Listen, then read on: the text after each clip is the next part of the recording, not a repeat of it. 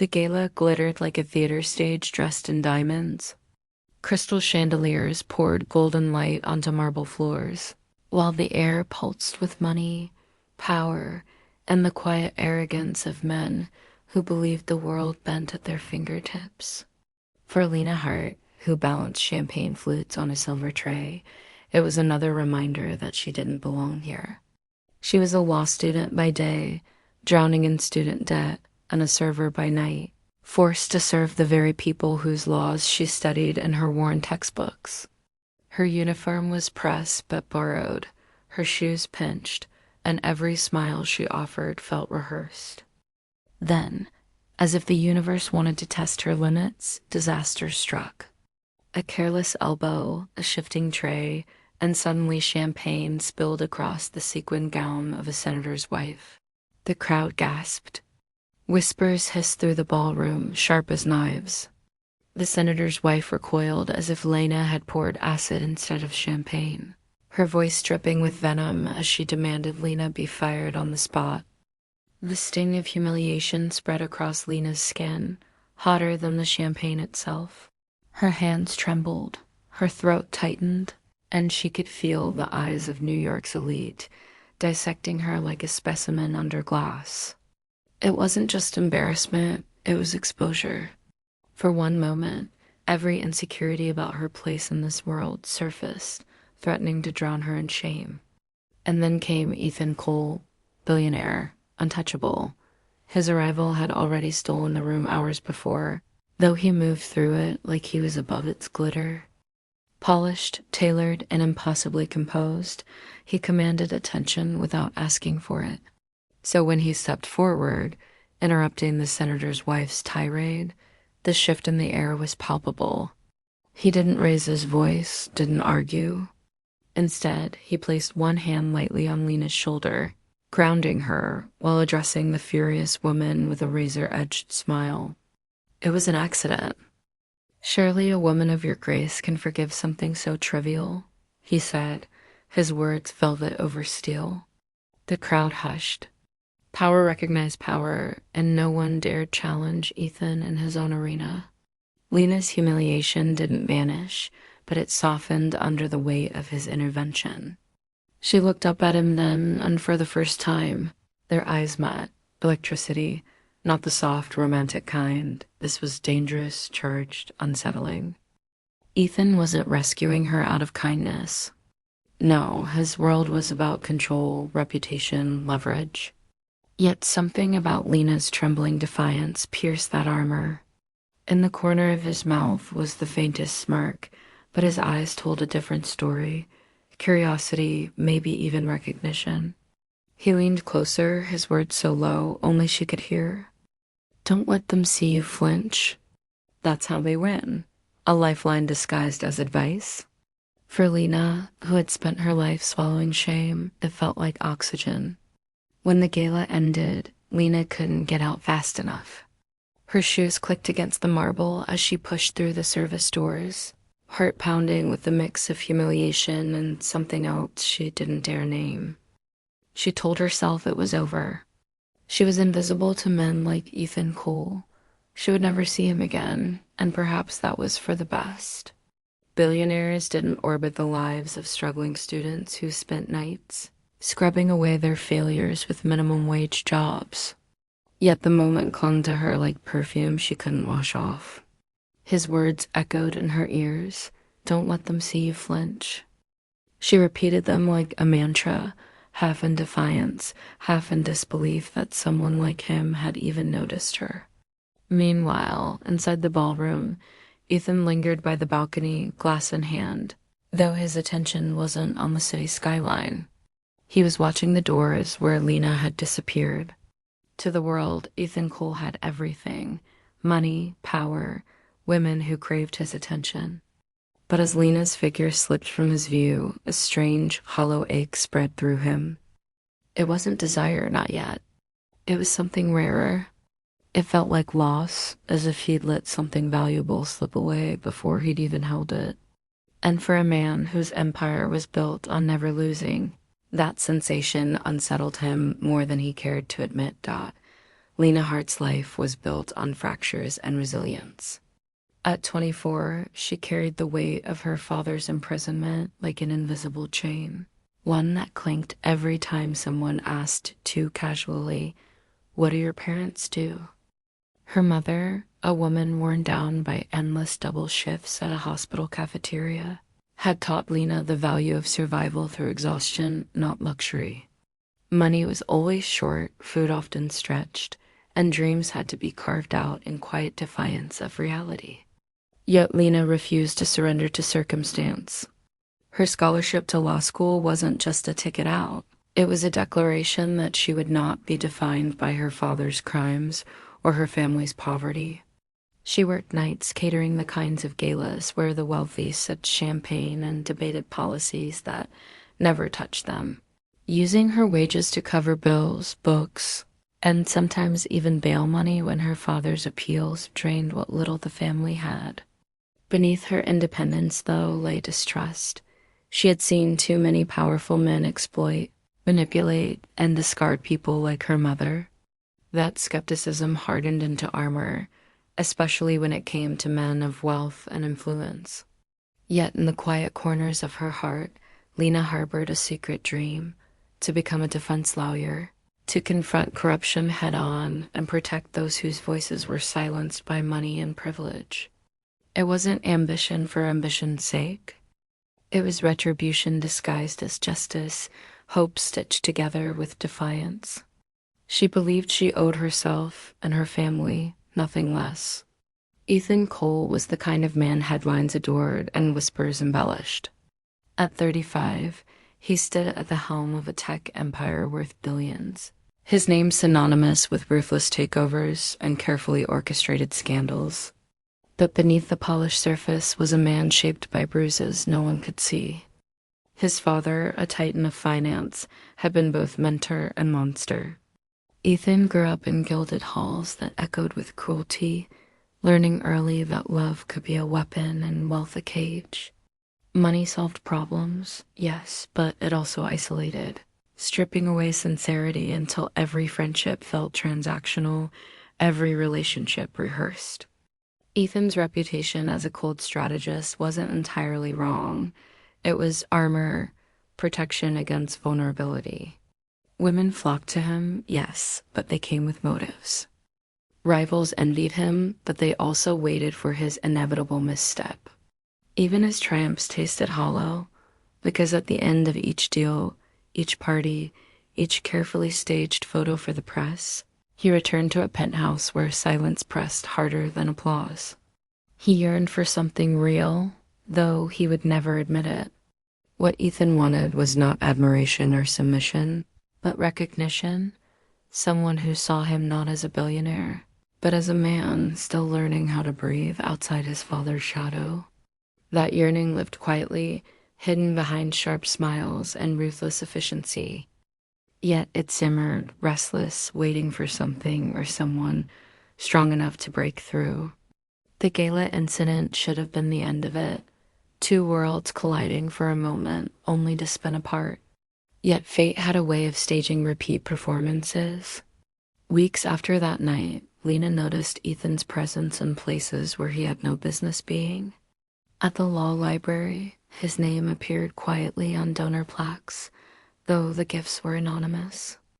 At the cafe where she studied late into the night, she once looked up from her case briefs to find him across the room, a black coffee cooling untouched before him. He never intruded, never demanded conversation, but his presence was undeniable, unsettling. Lena's instincts screamed caution. Men like Ethan didn't appear in the lives of women like her without strings attached. "Not everything I do is business," he told her once, his tone even but his eyes holding something unguarded, something that made her pulse skip. Lena wasn't sure whether to believe him. She wanted to push him away, remind herself of her sister Maya's warning, "Don't get sucked into rich men's games." Yet part of her, the part that remembered the quiet strength of his words at the gala, wondered if maybe this man wasn't playing a game at all. Still, she guarded herself. Every interaction with Ethan was a tightrope, between suspicion and curiosity, fear and an unspoken pull. Across the city, Victor Hall, Ethan's rival, waited for his chance to exploit any weakness. And Lena, unknowingly, was becoming exactly that. What neither she nor Ethan fully realized yet was that their lives were already entangled, threads tightening with every unexpected meeting, pulling them toward a collision far more dangerous than spilled champagne or whispered advice. The breaking point came not with a scream, but with silence. Lena's mother collapsed during her third double shift at the hospital cafeteria, her body finally caving under years of overwork. The call came in the middle of Lena's lecture, the kind of call that froze the world mid-breath. She rushed to the aide to find her mother pale, hooked to 4 lines. Her exhaustion translated into numbers on monitors that beeped with ruthless indifference. The doctor's voice was clinical, detached. Dehydration, malnutrition, stress. Rest was necessary, but rest wasn't something her mother could afford. Soon the bills began stacking, sterile papers that demanded money in exchange for survival. Insurance covered some, but not nearly enough. Lena found herself staring at numbers that laughed at her scholarship and her waitress wages combined. Tea every hour at her mother's bedside was an hour lost in class, until professors began to warn her that absences could cost her scholarship entirely. The dream she had fought so hard for, to become a defense lawyer, to rewrite her family's fate, dangled over a cliff's edge. Guilt pressed harder than exhaustion. Her mother had sacrificed everything to keep the family afloat, and now it was Lena's turn to protect her. But the math didn't add up. Not when the world required money to measure worth, and she had none. Days later, when Lena went to make a partial payment, she froze. The hospital clerk informed her the outstanding balance had already been paid in full. Relief should have swept her, but instead dread filled her chest. She didn't need to ask who had done it. Only one man had the resources and the audacity to interfere, Ethan Cole. That night, anger became her fuel. She marched into his glass-walled office, past assistants too stunned to stop her, slamming the door shut behind her. He stood by the window, city lights burning like constellations at his back. "How dare you?" she spat, trembling with rage. "You think you can buy my family's dignity? That you can fix everything with a check?" Ethan turned slowly, his calmness only sharpening her fury. "Your mother needed help," he said simply, as if it were that easy. Lena's voice cracked, torn between gratitude and indignation. "It wasn't your choice. It wasn't your right." His jaw tightened, but he didn't flinch. "Do you hate me so much you'd rather see her suffer?" The question cut through the air, raw, disarming. She expected arrogance, manipulation, but not this. Not the strange mix of frustration and sincerity that lived in his voice. It was the first time she realized his power wasn't just wealth. It was persistence, the way he disarmed by refusing to apologize for caring in ways that felt like trespassing. The tension cracked not with shouting, but with revelation. Ethan stepped closer, his composure faltering in a way Lena had never seen. "You think I did this to own you?"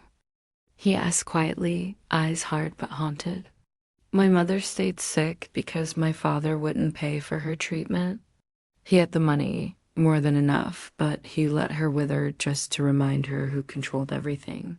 His voice roughened, as though speaking the words reopened wounds long buried. Lena's anger stilled, suspended between her instinct to fight him and the unexpected ache in his confession.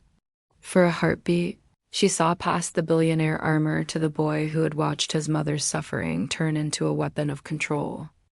Her defenses wavered. She thought of her own mother, frail in the hospital bed, and the way desperation had clawed at her when she realized she couldn't save her alone.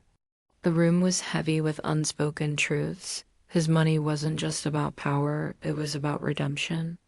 For the first time, she saw Ethan not as untouchable, but as human. Fractured, lonely, scarred. She hated him for interfering, yes, but she also hated how much his confession mirrored her own fears, that love could be twisted by circumstance, that dignity could be stripped away by those who held the purse strings. Their argument simmered into something quieter, fragile. Neither victory nor surrender, but a tentative recognition. In that silence, something shifted between them. Dangerous and undeniable thought, what began as sharp arguments soon unraveled into something neither of them had anticipated. Nights stretched into conversations that bled past midnight. Rooftop dinners where the city glowed beneath them like a kingdom only they inhabited. Ethan, who had spent years surrounded by people chasing his wealth, found himself captivated by Lena's defiance, her refusal to be impressed by the empire he had built. She asked him questions no one dared about his fears, his regrets, the hollowness behind his power, and she listened not as a strategist or opportunist, but as someone who genuinely wanted to know. Lena, in turn, discovered a man whose loneliness mirrored her own, though his came wrapped in steel and glass, while hers was born of poverty and sacrifice. Yet with every step closer, Lena built walls of secrecy. She laid down the rules firmly, her voice shaking but determined. No one can know. I won't be your headline scandal. I won't let your world swallow me. Ethan agreed, though his silence held the ache of a man unaccustomed to hiding what he wanted. Their intimacy grew in shadows, stolen hours in dimly lit restaurants, quiet walks along the river at dawn, her laughter echoing in the sanctuary of his penthouse. But secrecy is its own kind of pressure, and the more their bond deepened, the heavier it became. Each kiss, each confession was threaded with danger because their connection was no longer just personal. It was a secret waiting to ignite. It was Maya who discovered the truth first.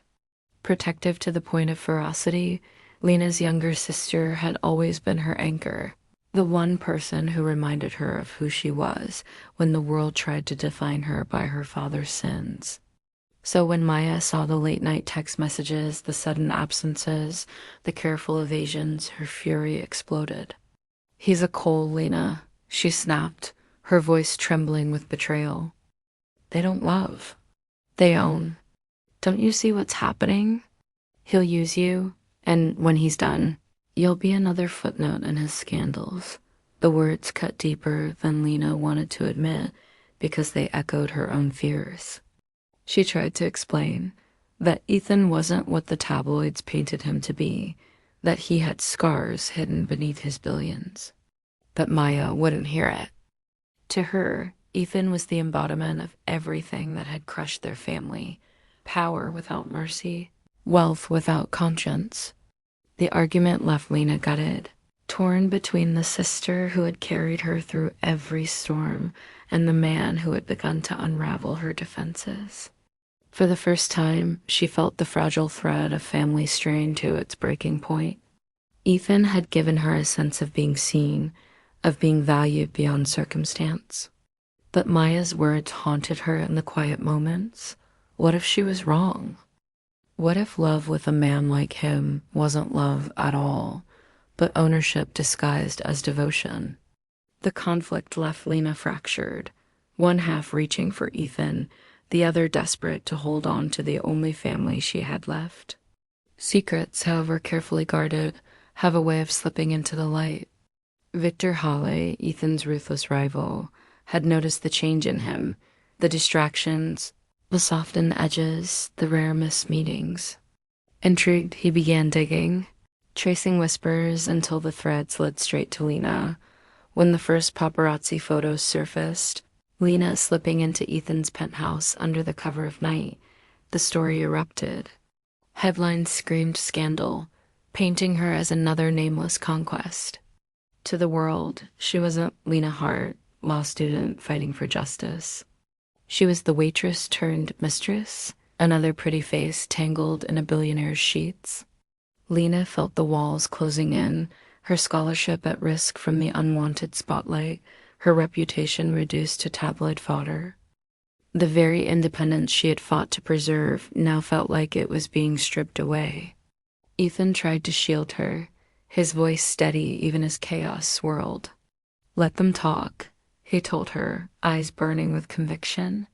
"I only answer to you," but his certainty clashed against her dread. She thought of her mother, her professors, her future clients who might see her not as a lawyer but as a scandal. Her whisper came like a confession and a plea. "I'm not sure that's enough." In that moment, the fragile balance of their secret relationship threatened to collapse. Love, when exposed to the unforgiving glare of the world, began to feel less like salvation and more like a trap. The scandal broke like a storm, not with whispers, but with hard evidence. Victor Hawley, meticulous and cruel, had unearthed contracts that bore Ethan Cole's signature, legal documents binding women to silence after short-lived affairs. They were airtight agreements, transactions that reduced intimacy to fine print and signatures, with dollar amounts scrawled in margins like price tags on human dignity. When Lena first saw them, she couldn't breathe. The words blurred as her mind raced. Non-disclosure, settlement, confidentiality. The same tactics she had studied in law school as examples of power crushing the powerless now bore Ethan's name. Her heart wrenched at the betrayal. Every moment they had shared, the rooftop conversations, the whispered confessions, the way he'd looked at her like she was the only person in the world, all of it shattered under the weight of those pages.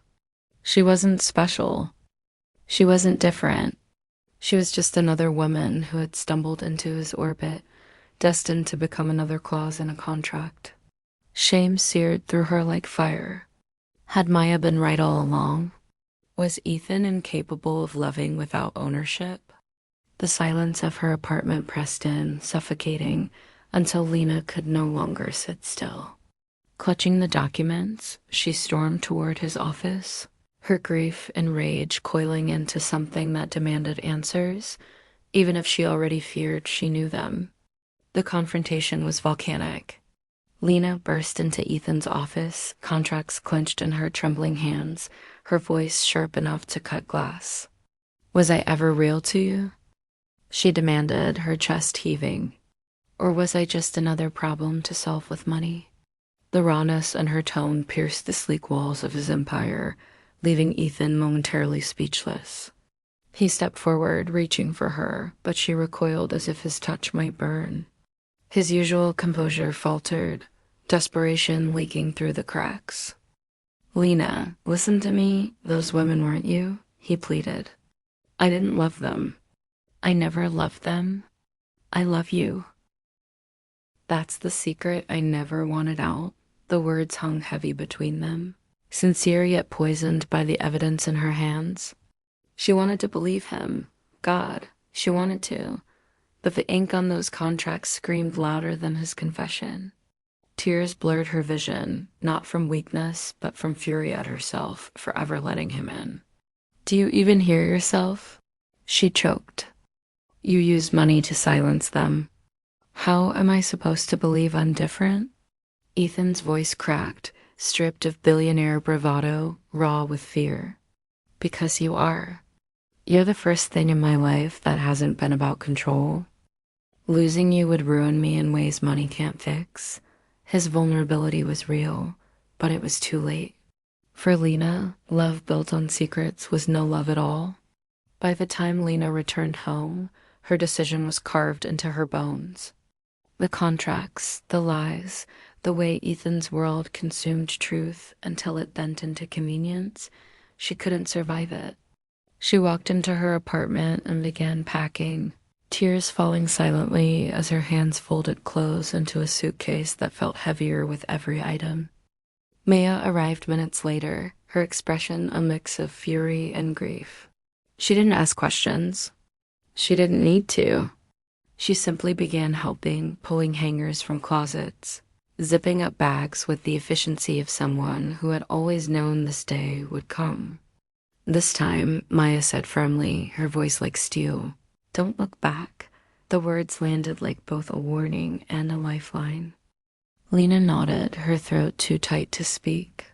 She wanted to believe she was strong enough to leave the past where it belonged, to walk forward without carrying the weight of a man who had broken her trust. Yet deep inside, her heart cracked under the thought of Ethan standing in that office alone, confessing love she had no choice but to reject. As Maya snapped the last suitcase shut, Lena forced herself not to falter. She reminded herself of her mother, her dreams, her dignity. Love could not come at the cost of self-respect. And so, with her sister's steady presence at her side, Lena stepped away from Ethan Cole, from the glittering empire that had almost devoured her, determined never to let him drag her back. Lena Hart returned to her law studies with a renewed sense of purpose. The heartbreak and betrayal had cut deep, but it had also sharpened her resolve. Gone was the girl who hesitated, weighed down by doubt and fear of the powerful. She immersed herself in her coursework, poring over case law, statutes, and precedents with a focus that bordered on obsession. Her nights were long and quiet, spent in the library or reviewing transcripts, her mind replaying the injustices she had witnessed, not only in her life but in society at large. The scholarship moot court competition became her proving ground. Tasked with defending a fictitious whistleblower, Lena dissected the ways power could manipulate justice, how wealth could shield misconduct and silence victims. She spoke with precision and authority, her arguments infused with the weight of personal experience.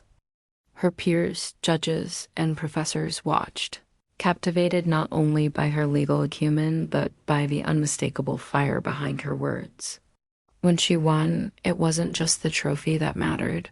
It was the reclaiming of her voice, her intellect, her right to stand tall without leaning on anyone else.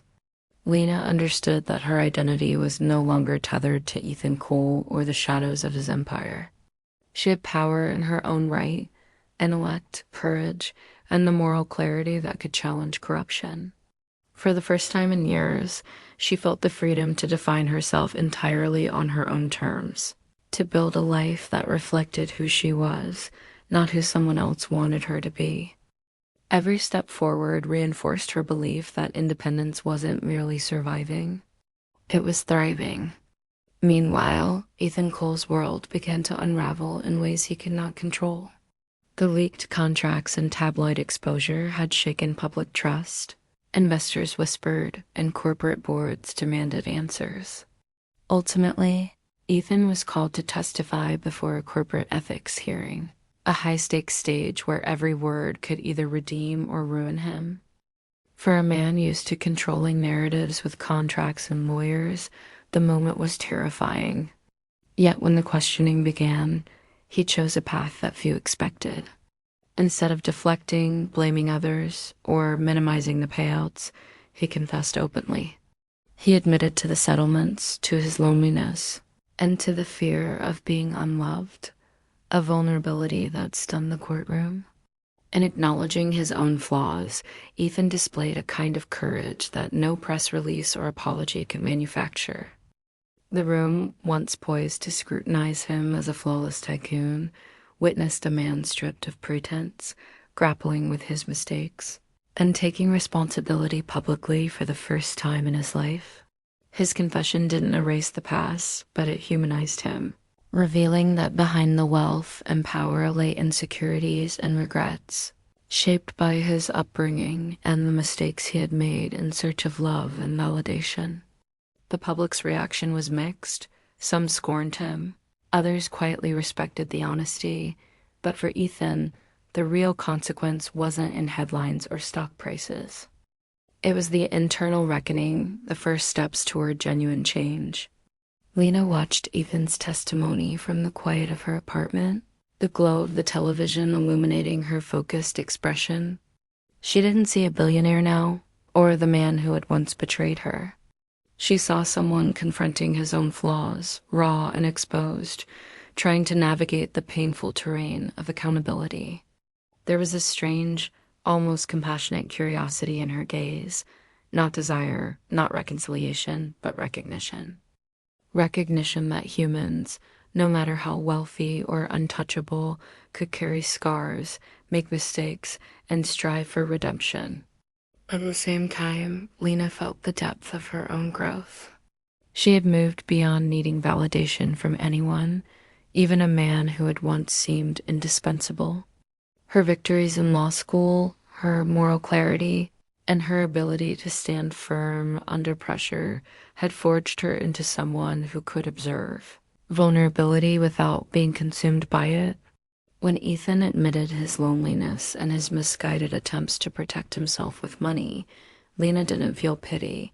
She felt understanding, tempered by the distance her own experiences had given her. They were parallel arcs. He faced the consequences of power misused, while she reaped the rewards of courage and integrity. In that shared space of truth, Lena recognized the real measure of strength, the ability to endure, to learn, and to retain one's dignity regardless of betrayal or public spectacle. For the first time since the gala that had brought them together, she felt entirely untethered from the past, free to pursue justice, purpose, and her own life, unshadowed by anyone else's empire. Months had passed since the chaos of exposure, heartbreak, and the slow rebuilding of trust in herself and her career. Lena sat in a quiet corner of her favorite cafe, the early morning sunlight spilling across her case files as she annotated margins and highlighted precedent. The courthouse nearby hummed softly with the shuffle of shoes on marble, a rhythm that mirrored her own steady pace toward reclaiming her life. She was alone, yet not lonely. The months of relentless focus had tempered her heart, teaching her that fulfillment didn't rely on someone else's presence. And yet, when the cafe door chimed, she felt it before she saw him, a familiar energy, calm and deliberate, threading through the noise. Ethan stepped inside, unannounced, stripped of the trappings of wealth and authority that had once both fascinated and frightened her. No bodyguards, no tailored suit, no air of untouchable control, just him, ordinary, human, vulnerable in a way that only made her pulse quicken. He moved toward her slowly, his eyes meeting hers with a softness that bypassed words entirely. For a long, suspended moment, they simply existed in the same space, the weight of the past. The battles fought and endured, hanging between them like an invisible tether. He didn't speak. He simply set a coffee cup in front of her, the steam rising in thin curls, as if that small gesture alone could bridge the months of separation and tension. Lena's heart thudded, not with anticipation or fear, but with the quiet recognition that this encounter was different, grounded in reality, stripped of grandeur and yet carrying the depth of all they had been through. No declarations, no fanfare, only presence.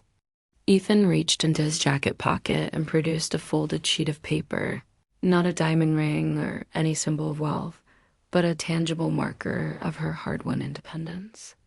Lena glanced down, confused, as he placed the paper carefully beside her coffee cup. She unfolded it to reveal her scholarship acceptance letter, the one she had earned through sweat and determination, yet whose final funds had been quietly secured by him months prior. He never claimed credit. He never wanted recognition. And now, in this quiet moment, he offered it without expectation, a gesture stripped of ego, only acknowledgement. "You fought for yourself," he said softly, almost reverently. "That's why I love you." His words landed differently than any promise or apology ever could. There was no power dynamic here, no obligation, no strings attached. It was recognition, not ownership. Lena's chest tightened as she traced the edges of the letter. The ink, the subtle official seal, tangible proof that her efforts, her struggles, her resilience had mattered and had been seen. The symbolism was profound. He had not given her victory. He had simply ensured the fruits of her labor could be realized. For the first time, she felt the full weight of respect and love that wasn't transactional, didn't rely on secrets or scandal, and was not entangled in control. It was acknowledgement of her autonomy, her perseverance, her ability to rise from chaos unshaken. And in that recognition, the space between them softened, the past reconciled not through words, but through a shared understanding of growth, effort, and the quiet power of being fully seen. Lena looked up, a faint smile touching her lips, tempered by months of hard-won independence and tempered heartache. "This time," she whispered, her voice steady, "it's not about secrets." Ethan's gaze softened, understanding in the pause that followed. They no longer needed grand gestures, dramatic declarations, or scandal to define what they shared. The coffee cups between them became more than warm beverages. They became symbols of connection, ordinary yet profound, tangible proof that they could exist together without the interference of wealth, ambition, or societal scrutiny. They sat side by side in that quiet corner of the cafe, each aware of the distance they had crossed, she from heartbreak to self-reliance, he from isolation to vulnerability. The city outside moved on, the courthouse remained indifferent, the morning commuters oblivious, but within that small sanctuary, time seemed suspended, allowing them to reclaim their narrative. No longer billionaire and waitress, mentor and protege, rescuer and rescued, just two people, flawed, human, and choosing each other on equal ground. There was catharsis in the simplicity, a profound relief in mutual understanding. The long arc of struggle, betrayal, growth, and recognition found its quiet punctuation here, in shared presence rather than dramatic spectacle. Lena felt it in her spine, in the way her shoulders relaxed, in the steadiness of her breath. She could exist fully as herself and still allow connection without compromise. Ethan reached for his cup, fingers brushing hers lightly, and she felt the first unguarded warmth in months, a tactile confirmation of choice, trust, and respect. As they sipped coffee together, the world's noise faded, the headlines, the scandals, the pressure, leaving only two people who had endured, who had grown, and who now could finally sit in quiet triumph over both love and independence.